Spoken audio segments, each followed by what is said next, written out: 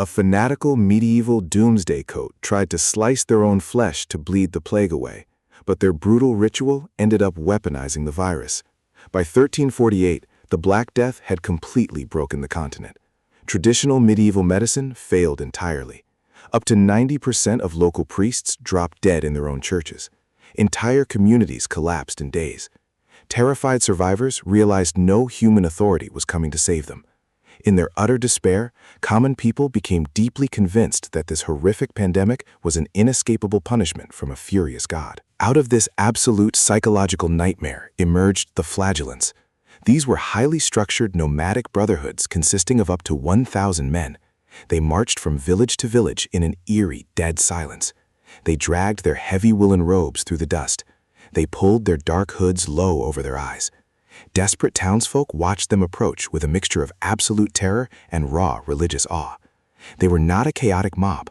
They were a disciplined, traveling engine of fanaticism. A 14th-century eyewitness named Heinrich of Herford recorded their brutal rituals in German public squares.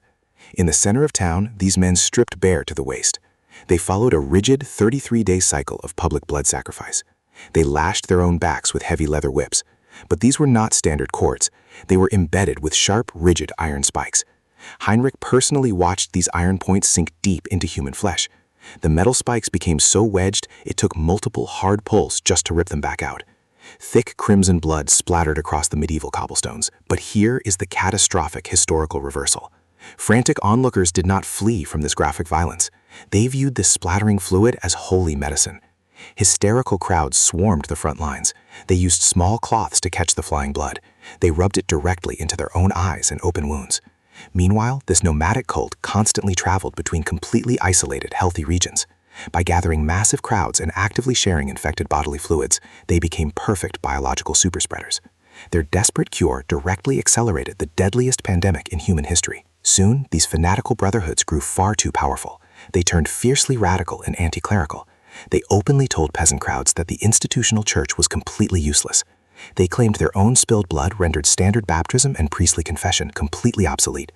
They were actively threatening a full-blown religious revolution across the continent. This crossed a dangerous line for the rulers of Europe. Safe inside his fortified palace at Avignon, Pope Clement VI panicked. On October 20th, 1349, he officially issued a papal bull called Inter Sollicitudinis. He condemned the cult as a lawless fraud. He ordered kings and secular lords to aggressively hunt them down. The brotherhoods were violently dismantled by royal soldiers and vanished into history. They proved that mass hysteria could terrify empires just as fast as the invisible killer itself.